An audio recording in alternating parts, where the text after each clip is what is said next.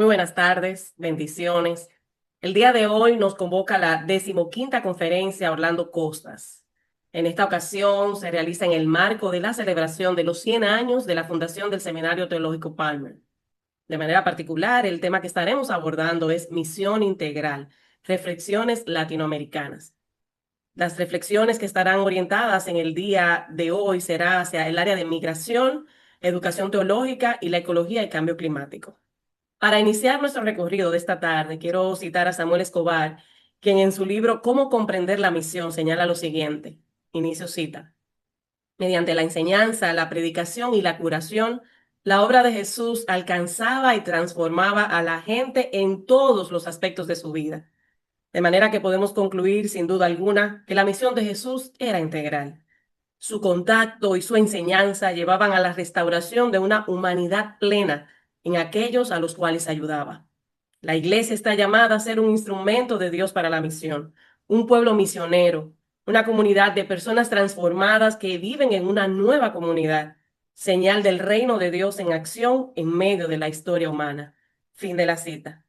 Con esta premisa quiero dar la bienvenida a nuestros panelistas, Obed Arango, Nora Lozano y Diego Rivadeneira, quienes hoy estarán compartiendo con nosotros sus experiencias desde sus diferentes puntos y áreas que el Señor les permite servir. Iniciaremos de inmediato ofreciendo una breve reseña ministerial y de vida de nuestros invitados y a la vez dando paso a la oportunidad a su primera intervención. Obed Arango Izahara es ciudadano de América Latina de origen mexicano, fotógrafo, documentalista fílmico, antropólogo social, líder social y profesor universitario. Además, es fundador y director ejecutivo del Centro de Cultura, Arte, Trabajo y Educación, CECATE, una organización sin fines de lucro que abrió en el año 2011 y que está ubicada en el área conurbana de Filadelfia, Pensilvania, y cuya misión es impulsar el cambio y la transformación social a partir de los talentos de la comunidad latina e inmigrante, en la intersección con la educación, el arte, la cultura, la tecnología, la salud, la justicia social y las ciencias ambientales. Obed, desde el año 2018, es profesor de tiempo parcial para la Escuela de Política Pública de la Universidad de Pensilvania, donde enseña cursos de investigación cualitativa y se enfoca en investigación de acción comunitaria y técnicas de la antropología visual. Nos honra tenerte, Obed, en esta tarde y queremos que de inmediato saludes y puedas también compartir brevemente tu historia en conexión con el tema de la migración en el contexto latinoamericano. Primero, muchas gracias por esta tremenda invitación de celebrar los 100 años de lo que para mí fue el Eastern Baptist Theological Seminary. Graduado en el año 2005, fue la última generación con ese nombre y en transición a Palmer Theological Seminary. Entonces, ese es un gozo. Mi historia de migrante tiene que ver justo con la llegada para estudiar el seminario. Justo con la llegada para estudiar bajo la tutela del doctor Samuel Escobar Aguirre, y haber tenido la gran oportunidad de vida, ¿no? La bendición de haber aprendido de él directamente eh, y entender cuáles eran los retos de la comunidad inmigrante y latinoamericana en el área de Filadelfia.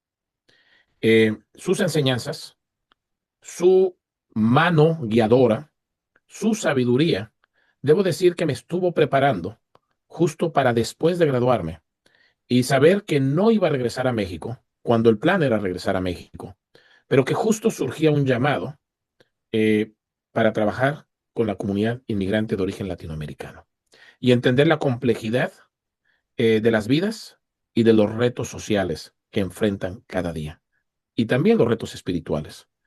Pero es muy complejo y que vamos a ir abordando. Así que ese es mi origen y desde entonces comencé la investigación antropológica que se llama La Villa Inmigrante. Y hablaré un poco de eso y hablaré también de los espacios de existencia como del Centro de Cultura, Arte, Trabajo y Educación, CECATE. Excelente, muchas gracias, Obed. Vamos ahora a pasar a la autora Nora Lozano, quien es directora ejecutiva y cofundadora del Christian Latina Leadership Institute y enseña en los programas de doctorado en el ministerio, en el Seminario Central en Casas, en el programa de maestría de estudios teológicos también en ministerios latinos y latinas en Palmer Theological Seminary de Eastern University en Pensilvania. Anteriormente se desempeñó como profesora de estudios teológicos en la Universidad Bautista de las Américas. La doctora Lozano ha estado involucrada en la educación teológica cristiana por más de 30 años. El trabajo del Christian Latina Leadership Institute está dedicado al descubrimiento, desarrollo, capacitación y empoderamiento de mujeres líderes desde una perspectiva latina para que sean agentes de transformación en el nombre de Cristo en diversos entornos eclesiales y comunitarios. La doctora Lozano recibió su doctorado y maestría en estudios teológicos y religiosos en la Universidad de Drew Madison, Nueva Jersey, su maestría en divinidades en el Eastern Baptist Theological Seminary y ahora Palmer Theological Seminary en Pensilvania, y su licenciatura en Comunicación Social en la Universidad Regiomontana en Monterrey, México. Además, recibió un doctorado en Divinidades honoris causa del John Leland Center for Theological Studies en Arlington, Virginia. Sus intereses académicos se centran en las áreas de la teología sistemática hispana, latinoamericana, de las mujeres, así como de estudios de liderazgo. Ha impartido en diversos entornos eclesiásticos y académicos en África, Asia, Europa y América. Nos honra tenerle, doctora Lozano, y queremos que de inmediato comparta con nosotros su historia en conexión con el tema de la educación teológica en el contexto latinoamericano. Muchísimas gracias por la presentación y gracias por todo el trabajo que han hecho para poder llevar a cabo esta conferencia. Le quiero dar las gracias también a la doctora Kimberly Johnson, decana del Seminario Teológico Palmer, y a la doctora Mayra Picot Lee, directora del programa de Maestría de Estudios Teológicos en Ministerios Latinos y Latinas, por la invitación a participar en este panel. Como sabemos, el seminario se fundó desde un principio como una institución para compartir educación teológica. Quienes hemos estado asociados de una manera u otra con el seminario, reconocemos que la meta de esta educación es llevar el evangelio completo para todo el mundo a través de personas íntegras. Y este eslogan, desde que yo lo vi la primera vez hace muchos años, me encantó, porque nos ayuda a centrarnos claramente en la educación integral, y eso es lo que el seminario intenta impartir. En mi caso, esta educación me alcanzó a mí como estudiante mexicana que tenía un hambre realmente de conocer el evangelio completo, porque yo buscaba ser una persona íntegra, completa. Yo sé que siempre que una persona llega al seminario, llega con sus propias luchas. En el caso mío era encontrar mi identidad y llamamiento como una mujer en el ministerio. En la clase que imparto aquí en Palmer, en la Maestría de Estudios Teológicos en Ministerios Latinos y Latinas, explico que muchas veces el reflexionar sobre algún asunto en particular a la luz de la teología se puede volver en un asunto de vida o muerte. Esto es así porque hay asuntos que están tan metidos adentro de nosotros, de nosotras, asuntos que nos han marcado, los cuales no nos dejan vivir en paz hasta que hacemos paz con ellos. Entonces, a través de la educación teológica tan sólida y congruente que recibí aquí en el seminario, pude hacer paz con Dios y con la Biblia, y esto me ayudó a convertirme en una persona íntegra y completa, en una mujer con una identidad clara, como hija de Dios, y un llamamiento también claro e inclusivo. Una mujer completa, lista para compartir el evangelio completo a todo el mundo. Así es, gracias. Bueno, damos paso a nuestro tercer panelista, Diego Rivadeneira. Es responsable de movilización en la Oficina Regional de World Vision para América Latina y el Caribe. Desde hace más de una década ha trabajado en diversas áreas dentro de la organización, incluyendo comunicaciones en contextos de emergencia, marketing digital y contenidos para la movilización de comunidades de fe. Su vínculo con World Vision comenzó desde 1998 como padrino, y desde entonces ha cultivado una profunda vocación por el trabajo en el tercer sector y el acompañamiento pastoral desde lo digital. Estudió marketing, comunicación y teología y es graduado de la maestría en estudios teológicos en ministerios latinos por Palmer Seminary en Eastern University, Filadelfia. Su reflexión integra, la misión cristiana con la justicia social y climática, apostando por una espiritualidad encarnada, contextual y comprometida. Es editor y facilitador de El Blog de Bernabé, un espacio colectivo de pensamiento desde América Latina, donde fe, misión, justicia y espiritualidad se entrelazan para dialogar con los signos de los tiempos. Damos paso de inmediato a Diego y queremos que tú compartas brevemente tu historia en conexión con la ecología y el cambio climático. Sí, bueno, mi conexión con este tema nace desde el cruce entre la teología y la comunicación humanitaria. Como egresado de Palmer y alguien que trata de ser fiel a su legado de 100 años, estoy convencido que la misión integral no es un concepto teórico, sino una práctica que encarna el Evangelio en contextos reales. En los últimos años, he acompañado a comunidades afectadas por el cambio climático, particularmente en América Latina, desde mi rol en World Vision. También he promovido reflexiones en el blog de Bernabé, donde abrimos espacio a voces que exploran la espiritualidad ecológica, la justicia climática y la conversión comunitaria. Para mí, la ecología es una dimensión esencial de la buena nueva. Cuidar la creación es cuidar de los más vulnerables. Así es, definitivamente. Y son tres temas que ustedes han dado apertura que queremos aprovechar al máximo. Y por eso nos vamos directamente contigo, Nora, respondiendo a una pregunta que va muy relacionada. ¿Cómo se articula la situación que enfrenta la comunidad latina en relación a la educación teológica en el contexto actual en América Latina, el Caribe y los Estados Unidos? ¿Y cuáles son algunas de las experiencias y anécdotas que tú puedas compartir con nosotros en esta tarde que pudiera ilustrar esas situaciones que describes? Muchas gracias. Muy buena pregunta. El teólogo Shirley Guthrie, en su libro Doctrina Cristiana, menciona que el estudio de la teología es por definición la búsqueda de la verdad última sobre Dios, sobre nosotros mismos, nosotras mismas y sobre el mundo en el que vivimos. En mi respuesta anterior, planteaba que la reflexión teológica es un asunto de vida o muerte. Lo que articulamos acerca de un asunto nos puede llevar a la vida o nos puede llevar a la muerte.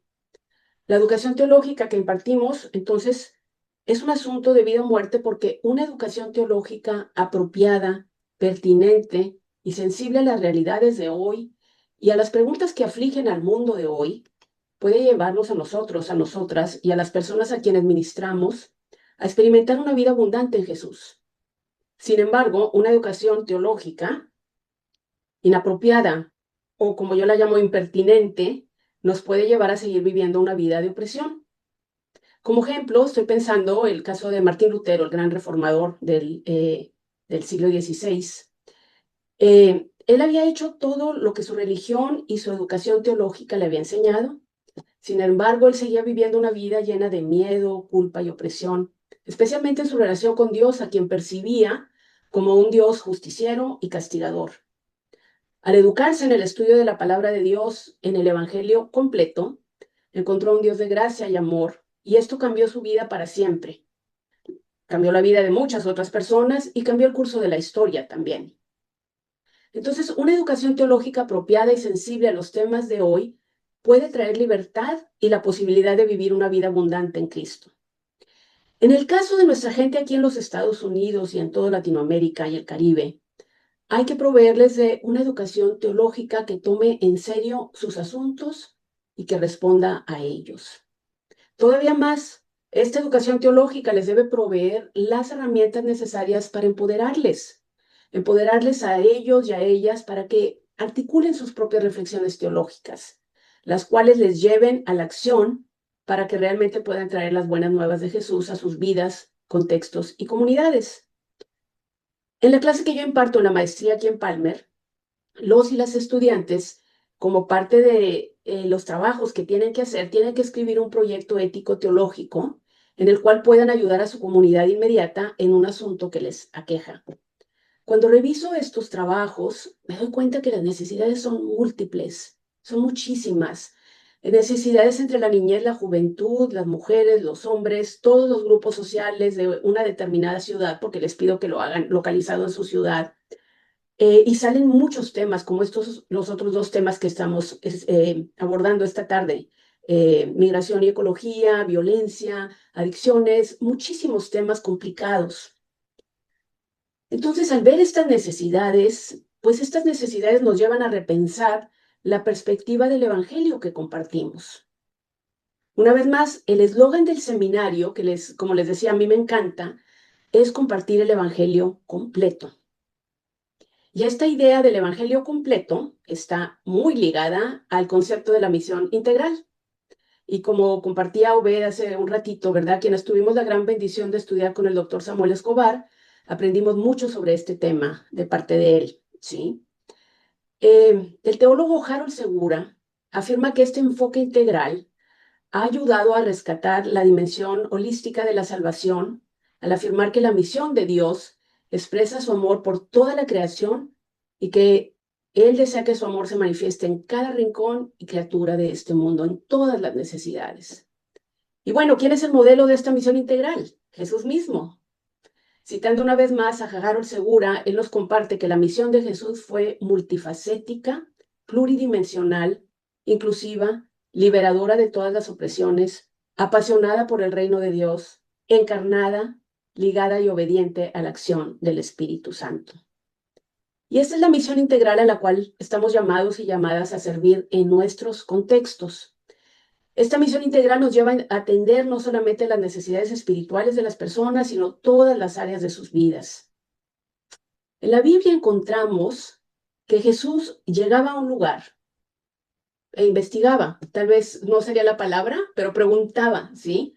Investigaba qué estaba pasando, investigaba cuál era la necesidad de la persona o personas con las que estaba interactuando.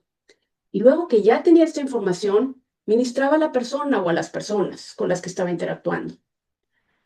Así que algunas personas las sanaba, a otras les daba de comer, a otras les daba palabras de consuelo y a otras palabras de desafío. Todo esto lo hacía dependiendo de las necesidades que él encontraba en ese momento. Entonces, por eso hablamos de las teologías contextuales. Ahora, en nuestros contextos, las necesidades son tantas y tan diversas que podemos acabar totalmente abrumados por ellas. Es tanto lo que estamos viendo, lo que estamos experimentando. Así es que podemos acabar abrumados de tal manera que nos podemos sentir paralizados ante tanto sufrimiento y necesidad. Ahora, si bien es cierto que estamos llamados a hacer misión desde una perspectiva integral, hay que recordar que estamos llamados a hacerlo como iglesia, como el cuerpo de Cristo. Entonces, de acuerdo a 1 Corintios 12, cada persona cristiana recibe al menos un don. Y estos dones son para ser usados para la edificación de la iglesia y para ayudar a la misma a alcanzar su misión de ser las manos y los pies de Jesús en el mundo. Esto implica que yo sola no puedo hacer todo. Si bien es cierto que yo tengo mi don o dones particulares y que los debo de usar para cumplir con la misión integral de la iglesia en mi tiempo y en mi contexto, yo no puedo hacer todo sola. Pero como parte del cuerpo de Cristo, tengo que hacer mi parte. Así que una educación teológica que nos mueve a hacer una misión integral debe de ayudar a quienes estudian a descubrir sus dones basados en los intereses, en las áreas de pasión que Dios ha puesto en nosotros, nosotras, en el momento en que Dios nos creó. Además, muchas veces nuestras historias y particularmente nuestras experiencias dolorosas nos apuntan a nuestro don y nuestra área de servicio. En mi caso, mi caminar en búsqueda de mi identidad como mujer en el ministerio me llevó a fundar y servir en la institución donde sirvo ahora, el Christian Latina Leadership Institute, Instituto Cristiano para Líderes Latinas. Y ahí ayudamos a las mujeres a encontrar su dignidad, dones y vocación y las empoderamos para que puedan servir basadas en estos. Entonces, una buena educación teológica debe ayudar en este descubrimiento de los dones y el buen uso de ellos para que seamos buenos mayordomos de los mismos. Una buena educación teológica nos debe de ayudar a leer nuestras historias a la luz de lo que Dios nos está llamando a hacer. Y entonces esas experiencias dolorosas se pueden volver parte de nuestra misión, porque las podemos reinterpretar en su tiempo y con el proceso correcto para poder apoyar a personas que están sufriendo eso mismo. Entonces, una educación teológica apropiada nos debe guiar a discernir nuestro don, a leer nuestra historia bajo la guía del Espíritu Santo, para que podamos servir en la misión integral que Jesús nos modeló y nos dejó como encargo. Así es, entonces una adecuada o buena educación teológica tiene la capacidad de producir justamente, como tú decías, una vida abundante en Cristo Jesús. Excelente. Diego, ¿cómo articulas la situación que enfrenta la comunidad latina en relación a la ecología y el cambio climático en el contexto actual en América Latina, el Caribe y los Estados Unidos? ¿Y cuáles son algunas de las experiencias o anécdotas que puedas compartir para ilustrar dichas situaciones? Bien. Bueno, creo que la comunidad latina en América Latina, el Caribe y también en Estados Unidos está en la primera línea de las crisis climáticas, ¿no? Sufrimos huracanes más intensos, las sequías son más largas en este lado del continente, los incendios forestales son más frecuentes, Y eso se traduce en desplazamiento de personas, ¿no? Pérdida de medios de vida y por ende hambre. Pero también somos portadores y portadoras de esperanza, ¿no? Porque en nuestras tradiciones y espiritualidades hay un profundo respeto por la tierra y la vida comunitaria. En América Central, por ejemplo, en el corredor seco, comunidades agrícolas han visto desaparecer sus cosechas por la falta de lluvias. En Bolivia, jóvenes indígenas caminan hasta 6 horas para encontrar agua limpia. En Brasil, hay iglesias que trabajan por la reforestación en la Amazonía. En Colombia, hay pastores que dicen, la tierra gime y nosotros gemimos con ella. Y en Estados Unidos, muchas familias latinas viven en zonas altamente contaminadas, en viviendas precarias, con acceso limitado a servicios ambientales. Y aún así, lideran movimientos por justicia ambiental en zonas marginadas. Como bien señala el Papa Francisco en Laudato Si, los más graves efectos de todas las agresiones ambientales los sufre la gente más pobre. Y esta afirmación del Papa Francisco no solo es teológica, sino que también es empírica. Los datos lo confirman. Nuestras comunidades son las más expuestas y las menos protegidas. Y en ese sentido, los Objetivos de Desarrollo Sostenible, que surgen justamente el mismo año en que el Papa lanza Laudato Si, especialmente el ODS número 13, Acción por el Clima, nos invitan a actuar con urgencia para reducir riesgos y fortalecer la resiliencia de quienes más lo necesitan. Pero para las comunidades de fe, esto no es solo una meta técnica, sino parte de nuestra responsabilidad moral y espiritual con la creación. Y estas realidades nos interpelan definitivamente desde la misión integral. Porque ¿cómo podemos proclamar el Evangelio completo sin atender al clamor de la creación y sus pueblos? Para mí, esa es una pregunta que necesitamos responder todos y todas. Muy bien, Diego, gracias.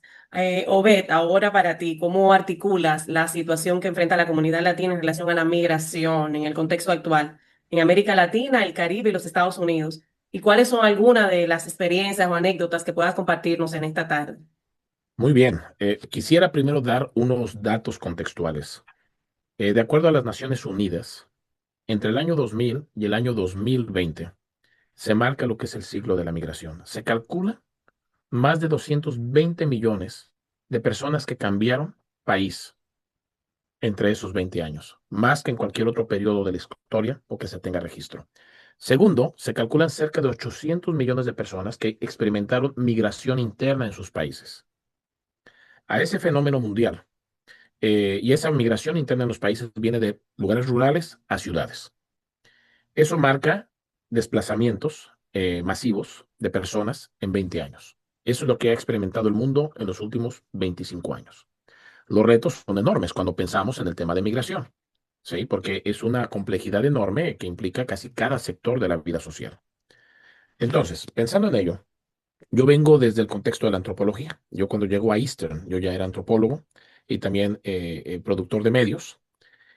Y Eastern y la educación teológica viene a complementar una perspectiva. Cómo comunicar, en ese sentido, el Evangelio, ¿verdad? Esa era la gran pregunta. Como comunicador y como antropólogo, cómo comunicar el Evangelio de una manera contextual. Fueron esos años de reflexión en Eastern.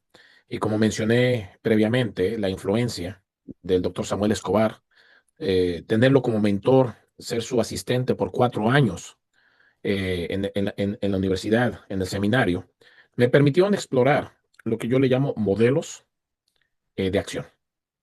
Y yo me di cuenta que ante los retos teníamos que revisar la historia y tratar de entender elementos de la praxis.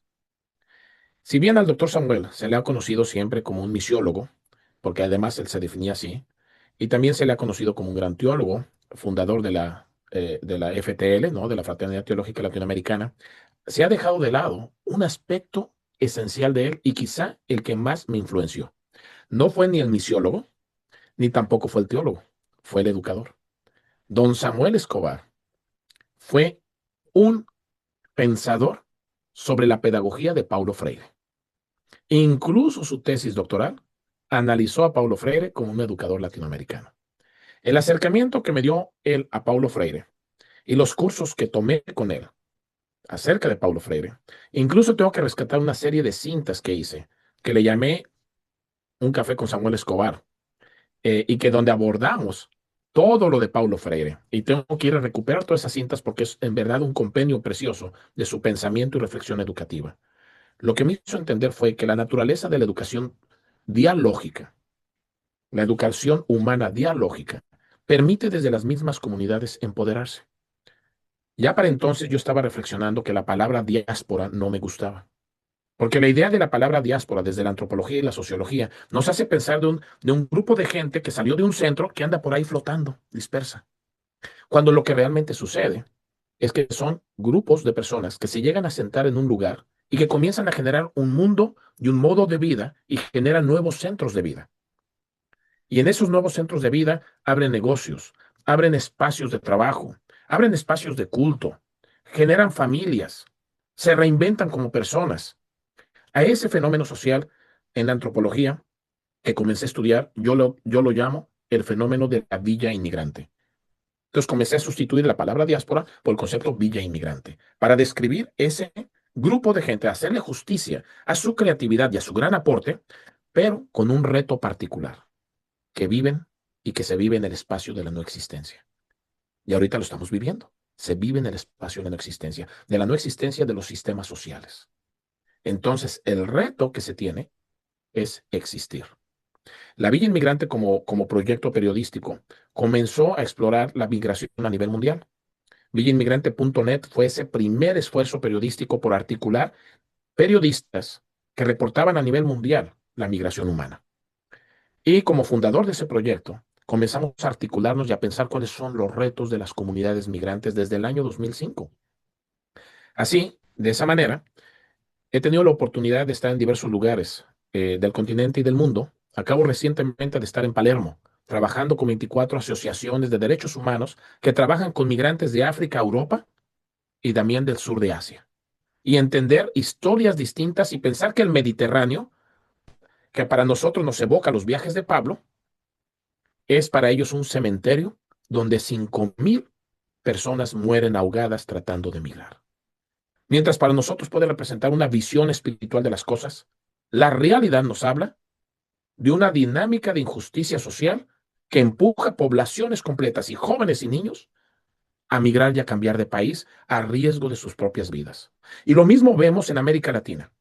En el año 2021, tuve la bendición de ser receptor de la beca Despojo en las Américas por la Universidad de Pensilvania, que me ha permitido filmar por 5 años procesos de desplazamiento y migración en América Latina. Y yo quisiera aquí trastocar algunos elementos. Por ejemplo, yo estuve en Puente Piedra, Lima, Perú, donde 700,000 quechuas desplazados han llegado a las afueras de Lima, y ahí es donde podemos ver los efectos del cambio climático, que al vivir afuera de la ciudad de Lima no hay agua, llevarles comida es sumamente caro. Un jitomate en Puente Piedra cuesta lo mismo que un jitomate en el supermercado más caro de Miraflores. Entonces, ¿por qué? Porque lleva mucho trabajo llevar la comida hasta allá. Ahí es donde pude ver quiénes están sufriendo el cambio climático, quienes en tiempos de calor están muriendo de deshidratación, pero que tuvieron que emigrar por desplazamientos de sus tierras como grupo quechua y aymara. Entonces, lo que hemos vivido con las caravanas en Centroamérica, México, la migración hacia Europa, también de América del Sur, la migración interna, nos hace pensar que efectivamente esta población vive en la no existencia. Y el reto entonces es existir. Existir es el mínimo de la dignidad humana, el reconocimiento de existir. Y si yo creo en un evangelio, ese elemento de existir inicia en el reconocimiento humano, inicia en el reconocimiento de aquel y de aquella que permite entenderle en toda su dimensión. La educación dialógica, como ese modelo de Paulo Freire, fue lo que abrió toda la perspectiva a la reflexión. El segundo modelo fue el modelo zapatista. Yo crecí como antropólogo cercano a la comunidad zapatista.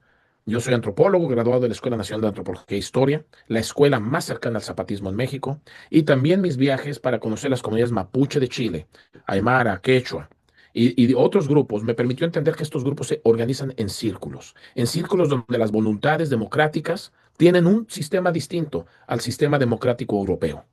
Y entonces, en esa toma de decisiones de una democracia colectiva, me permitió entender que como comunidad migrante podíamos comenzar a organizarnos en círculos para una transformación social y para tener una injerencia pública en los rubros de salud, educación, comunicaciones, ser autores de nuestras propias narrativas. Ese modelo surgido de los pueblos indígenas de nuestra América Latina ha inspirado la creación del Centro de Cultura, Arte, Trabajo y Educación. Nos dimos cuenta que para existir teníamos que generar contraespacios de existencia, espacios donde nuestra humanidad fuera reconocida. Y el tercer modelo fue y ha sido Martin Luther King. Su concepto central, que en inglés le llama The Beloved Community, la comunidad de amor, la comunidad fraterna, que esa era su última meta.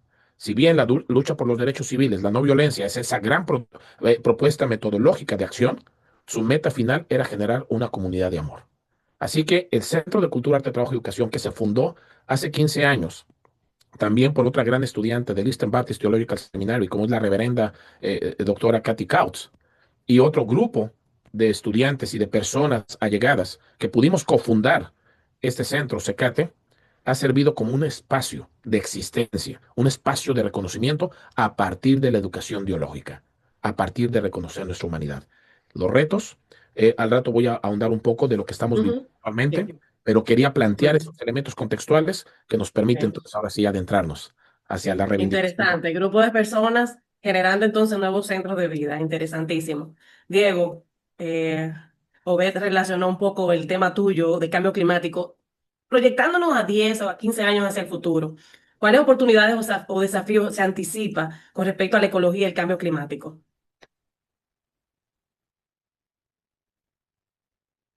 Sí, sí, no, gracias, Obed, por compartir y encontrar estos puntos de conexión en lo que nos convoca en esta tarde. Creo yo que el mayor desafío es la desigualdad, ¿no? Los efectos del cambio climático seguirán golpeando con más fuerza a los que menos contribuyeron a causarlo, ¿no? Pero también veo oportunidades. Una juventud profética que ya está actuando. Muchos jóvenes cristianos y cristianas están conectando su fe con la acción climática desde la oración hasta la protesta. Una iglesia en transformación que pasa de ver la creación como fondo escénico a verla como sujeto de cuidado. Y un nuevo lenguaje teológico que une justicia social con justicia ecológica. Creo yo que en 15 años podríamos ver iglesias alimentando a comunidades con agricultura regenerativa, instituciones teológicas, incluyendo la ecoteología como materia fundamental, ¿por qué no? Y alianzas entre ciencia, fe y activismo. Pero creo que todo esto es posible solamente si comenzamos hoy. Muy bien. Juventud profética de la oración a la acción, iglesia en transformación y nuevo lenguaje teológico. Y nos vamos contigo, Nora, entonces, ¿cuáles serían de a 10 a 15 años esa proyección hacia el futuro? ¿Cuáles oportunidades o desafíos tú anticipas con respecto a la educación teológica? Muchas gracias por la pregunta. En cuanto a desafíos, encontramos que en muchas partes del mundo hay un desinterés por la iglesia tradicional y por la vida denominacional. Sin embargo, hay un interés en la espiritualidad que lleva a una relación con Dios. Como cada desafío viene con una oportunidad, la cuestión entonces es cómo transformamos la educación teológica de manera que intercepte de una manera relevante con las vidas de las personas. Tiene que ser relevante, si no la gente si no va a funcionar. ¿Y cómo enseñamos a nuestros estudiantes a hacer precisamente eso? A veces me pregunto si las disciplinas de estudio dentro de la educación teológica seguirán existiendo, así como las conocemos el día de hoy. Pero lo que sí será una constante será la necesidad de Dios y la necesidad de seguir y colaborar con la agenda de Dios en este mundo. Así es que hay que ver cómo adaptamos la educación teológica a estos nuevos retos. Otro desafío es el cambio constante en la tecnología y la manera como se ofrecen las clases a nivel mundial. Aquí la oportunidad se encuentra en mantenerse a la vanguardia de lo que está pasando en el mundo de la educación. Por ejemplo, a partir de la pandemia hemos visto grandes cambios en la educación en general. Pasamos de salones de clases físicos a salones de clases virtuales y de bibliotecas físicas a bibliotecas digitales. Pasamos literalmente de conversaciones locales a conversaciones globales, las cuales llevamos a cabo digitalmente desde la mesa de nuestra cocina o desde nuestro escritorio. Esto es muy buen ejemplo de esto que está pasando, ¿sí? Esta conversación que estamos teniendo ahorita. Entonces, el mundo de la educación seguirá cambiando.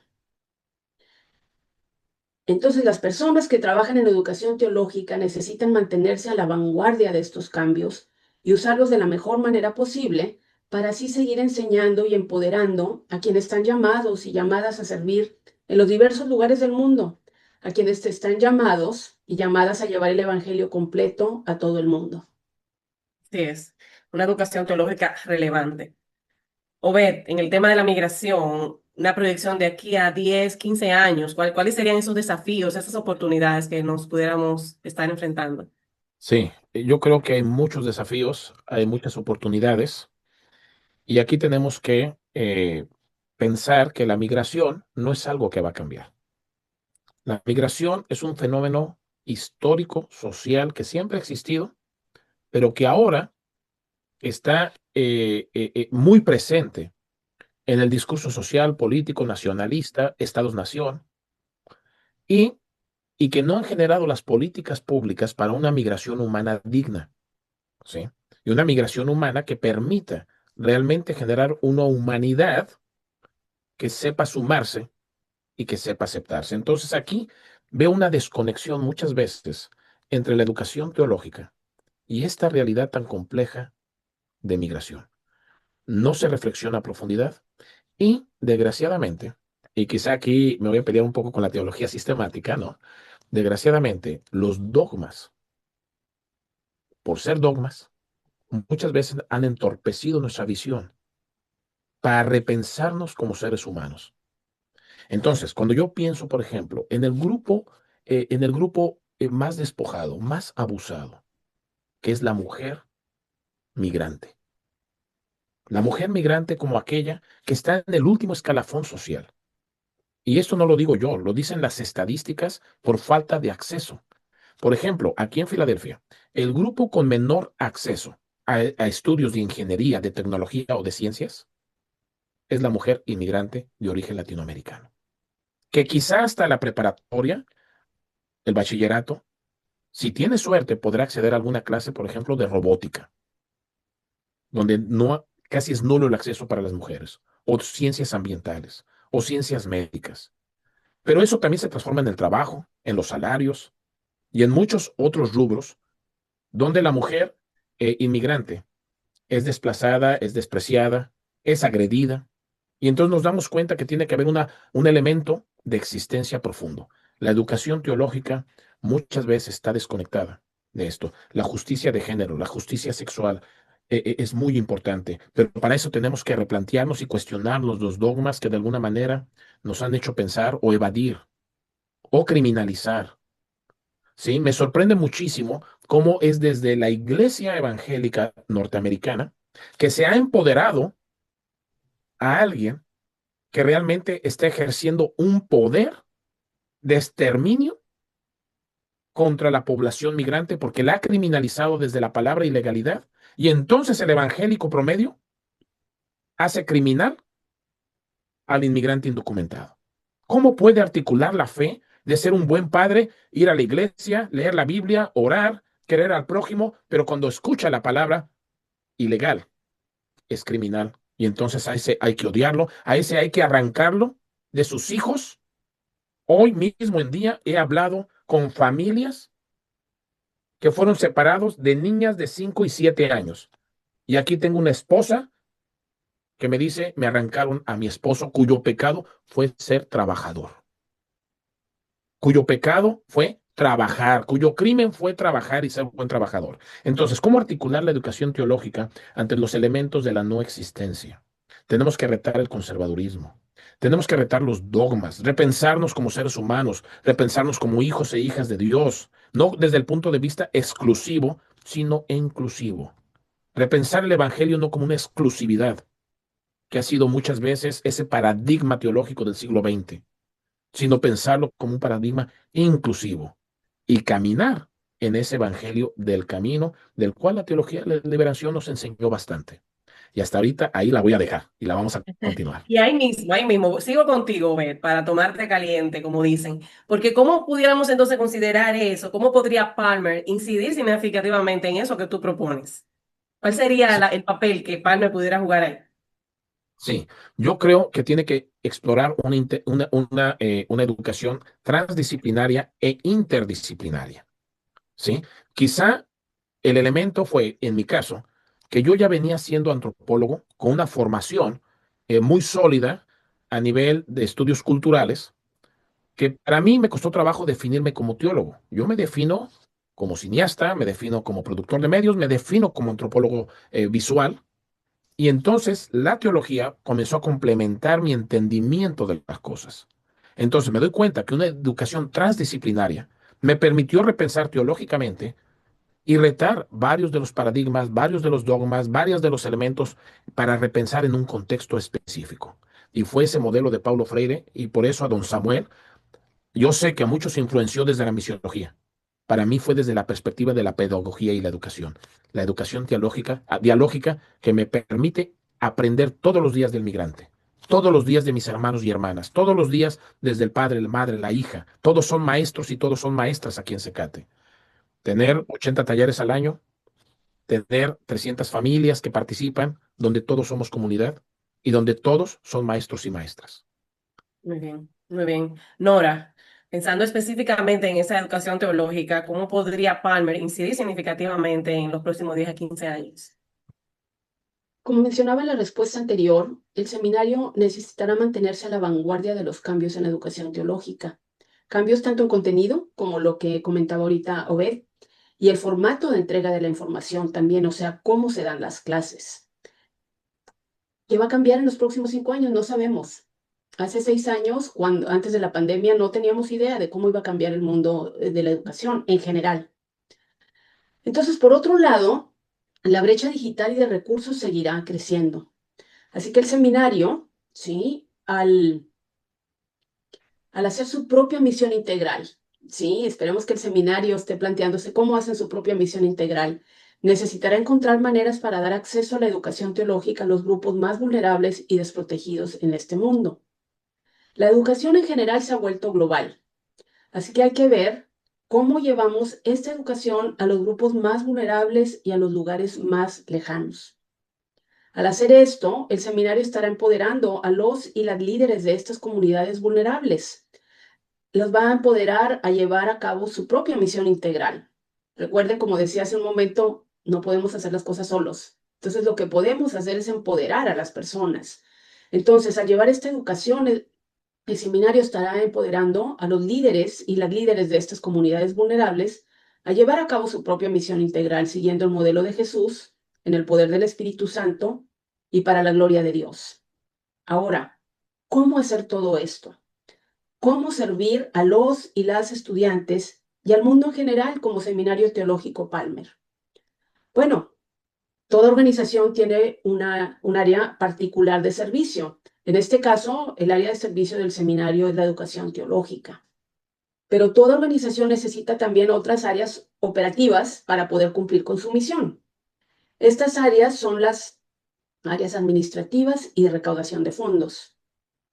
Este país, aún con sus crisis financieras, y estoy hablando de Estados Unidos, sigue siendo un país rico. Entonces la cuestión es cómo podemos canalizar esos fondos para servir a las personas más vulnerables. ¿Cómo le hacemos como seminario para vivir y compartir una historia que sea atractiva a las personas donantes de tal manera que quieran seguir apoyando la misión del seminario? ¿Cómo le hacemos como seminario para ser fieles en la administración y distribución de estos recursos que se reciben por la gracia de Dios? ¿Cómo le hacemos para ser hallados fieles en las 3 áreas, académica, administrativa y de recaudación de fondos? Los desafíos son muchos y el futuro es incierto, no sabemos qué va a pasar. Pero si Dios ha sostenido el seminario por 100 años, años que han representado grandes cambios en todos los sentidos, confiemos que Dios lo seguirá haciendo. Por nuestra parte, mantengámonos fieles al llamamiento que Dios nos ha dado y al camino que Dios nos está llamando a seguir. Recordemos que solo somos un eslabón en la misión del seminario, una parte nada más. Hubo tantos hombres y mujeres antes de nosotros, de nosotras, y habrá otros tantos hombres y mujeres después de nosotros. Así que hagamos nuestra parte en nuestro tiempo, en este tiempo actual, para seguir con la meta de llevar el evangelio completo a todo el mundo a través de personas íntegras. Así es, así es. Diego, pensando específicamente en ecología y cambio climático, ¿cómo podría Palmer incidir significativamente en los próximos 10 o 15 años? Ajá. Sí, bueno, eh, bueno, a lo largo de su siglo de existencia, Palmer ha mantenido Ujú. el lema, todo el evangelio para todo el mundo a través de personas íntegras. Y Nora, comparto contigo, me encanta ese lema de nuestro seminario, ¿no? Inster, donde salió Obed, o Palmer, ¿no? Donde he tenido el honor de poder graduarme. Y también lo que ha mantenido estos 100 años Easter Palmer es su compromiso por servir a comunidades marginadas y promover diversidad en educación teológica. Y creo yo que ese legado puede renovarse desde la tierra herida. Palmer puede liderar una formación ecoteológica integral, que forme discípulos y discípulas capaces de proclamar también, ¿por qué no?, todo el Evangelio para toda la creación. Y en ese sentido, quiero atreverme, y digo que me quiero atrever, y aquí en este evento, en esta cátedra, está la señora decana de Palmer, está la directora del programa de maestría de Ministerios Latinos, y quiero atreverme ante todos los que nos convocan en esta mañana, en la cátedra, a proponer 3 líneas de acción. En primer lugar, crear un programa de ecoteología latinoamericana que conecte espiritualidades indígenas, que conecte la justicia climática y la misión integral. La segunda línea de acción que quiero proponer, o que me encantaría, o sueño, quizás va más por ahí, es establecer alianzas prácticas con organizaciones y comunidades afectadas por el cambio climático, para que la teología se haga carne en medio de la tierra herida. Y la tercera línea de acción es integrar la ética ecológica en todas las dimensiones curriculares, no como un tema aislado, sino como un eje transversal. Tal como nos exhorta la encíclica Laudato Si del Papa Francisco, necesitamos una conversión ecológica que transforme no solamente estilos de vida, sino que también transforme las estructuras educativas para que toda institución cristiana se convierta en promotora de justicia ambiental y de esperanza compartida. Muy bien, gracias, Diego. Con todo lo que hemos hablado, Nora, ¿tú consideras que existen algunas conexiones importantes entre lo que es la educación teológica, migración, ecología, que nos pudieran hoy resaltar? Claro que sí, la conexión es muy clara, ¿sí? Lo que mencionaba yo antes acerca de la definición de la teología es, ¿qué pensamos acerca de nuestro mundo? Y estos son asuntos del mundo en general, ¿sí? Entonces los tres temas están conectados. La educación teológica abarca el tema de la migración y la ecología. La educación teológica abarca todos los temas, Ujú. ¿sí? La teología al final para las personas cristianas nos hace actuar de una cierta manera. Entonces, en estos dos temas, los otros dos temas que tratábamos, ¿verdad? El tema de la migración y la ecología, como decía, están incluidos en la educación teológica. Y aquí también nuestras articulaciones teológicas deben de ser pertinentes, contextuales, justas y sensibles a las realidades de nuestros pueblos, de tal manera que puedan empoderar a nuestra gente a hacer algo al respecto de estos dos temas y de los otros tantos temas que yo mencionaba cada vez que les pido a los y las estudiantes que hagan un proyecto ético teológico, ¿sí? Entonces hay que empoderar a la gente con nuestras articulaciones, a hacer paz con Dios, a darnos cuenta que Dios está de nuestra parte, a darnos cuenta que Dios nos está llamando a hacer algo en estos dos temas tan importantes, la migración y la ecología. Así es, definitivamente que sí. Obed, ¿cómo tú articulas estos temas que hemos tratado, migración, educación teológica, con el tema de la migración? ¿Ves alguna conexión entre ellos? Totalmente. Y aquí quiero dar una serie de anécdotas. Ujú. El norte de Filadelfia es una zona postindustrial con alta presencia de plomo, ¿sí? Y con contaminantes. Nuestra misión en el Centro de Cultura, Arte, Trabajo y Educación es la transformación social, es esa dignificación del migrante.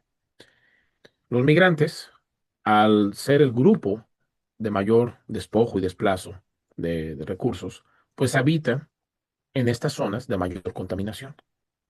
Así que como centro de cultura e impulsados por el grupo de las artivistas, que es este grupo de mujeres migrantes, poderoso, concientizador, que usa el arte y sus raíces y sus historias, comenzaron con la Universidad de Villanova y la Universidad de Pensilvania a preguntarse cómo podemos sanar la tierra, cómo podemos limpiarla del plomo. Una de estas madres dijo, yo recuerdo en Puebla que mi abuelo decía que hay ciertas plantas que absorben y que limpian la tierra. Así que este grupo de mujeres, trabajadoras, trabajadoras en muchos rubros, pero grandes pensadoras, comenzaron a hacer pruebas y pidieron a la Universidad de Pensilvania y a la Universidad de Villanova tomar muestras y salieron altísimas en plomo. Se tomaron muestras en todo el pueblo.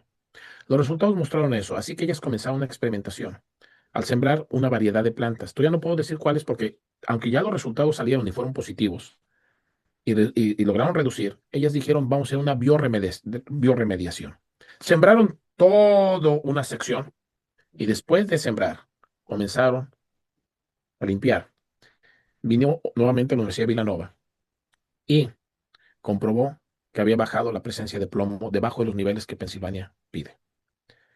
No Bueno, podemos clamar que esa es la solución, porque se requieren más experimentaciones, pero el hecho de que un grupo maravilloso de mujeres inmigrantes, que ellas mismas reconocen su lugar en la historia y en la sociedad, y que reconocen el problema de la justicia ambiental, comenzaron una experimentación que de lograrse puede ser una solución para ciudades que tienen problemas de plomo en zonas postindustriales. Y que interesante. surge desde el amor de la mujer migrante. Ujú. Esta conexión, por eso yo hablaba de la educación transdisciplinaria.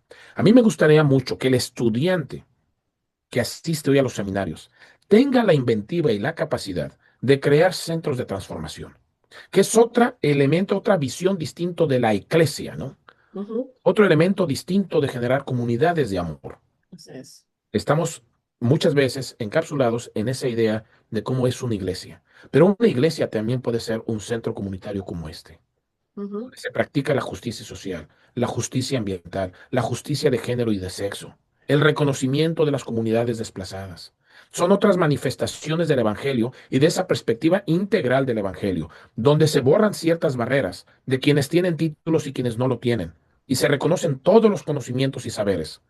Quizá el gran aporte de Samuel Escobar y de Paulo Freire en este caso también, es que cuando Paulo Freire hablaba de la verdad, él decía, la verdad es a partir de la palabra y la reflexión. Si solamente es la palabra, se convierte en demagogia, él decía. Y si solamente es acción, se vuelve en un activismo que adormece. Él decía, es necesario para que sea la praxis, la reflexión y la acción. Así es. Entonces, Diego, ese es el reto. Y quería dar así esta es. anécdota porque creo que conecta también con Nora y con Diego. Así es, Diego, desde tu perspectiva, ¿existe alguna conexión en lo que es la educación teológica, cambio climático, migración? Totalmente, totalmente una conexión 360, si se puede decir, ¿no? Bueno, Ujú. la crisis climática ya es una causa mayor de migración forzada, si no me equivoco, ¿no? Así es. De hecho, se habla de refugiados climáticos. Las cifras que tú comentaste de 220 millones de migrantes, 800 millones desplazados internamente en los últimos 25 años, confirman la gravedad del problema. Y dentro de esas motivaciones para salir de casa, es justamente la crisis climática local que se está viviendo, ¿no? La desertificación, las inundaciones, lo que afecta a los medios de vida que comentaba anteriormente, y por ende eso afecta a la alimentación, ¿no? Y dentro de estos refugiados climáticos, muchos de ellos son latinas y latinos. Hemos sido testigos los últimos años de todo este movimiento de sur a norte y de sur a sur también, ¿no? Por el resultado de la crisis migratoria venezolana, las caravanas de Centroamérica, en fin. Definitivamente, migración y ecología están íntimamente unidas por la injusticia ambiental. Y bueno, respecto a la educación teológica, si no forma discípulos y discípulas capaces de leer los signos del tiempo, entre ello el colapso ecológico, ¿no? Está desconectada del clamor de Dios y definitivamente del mundo. Entonces creo yo que definitivamente necesitamos una educación teológica que sea subversiva, que sea contextual y comprometida con quienes más sufren. Y ahí hay que incluir definitivamente a los ecosistemas que también están sufriendo. Así es, y con eso quiero decir que hemos transitado a lo largo de este conversatorio por una trayectoria que nos invita a reflexionar, pero también a accionar en las diferentes áreas que ustedes han tratado. A continuación vamos a pasar a la sesión de preguntas y respuestas, un espacio que hemos creado para que cada una de las personas que están participando en nuestra conferencia puedan interactuar con ustedes. Así que adelante a la siguiente sesión.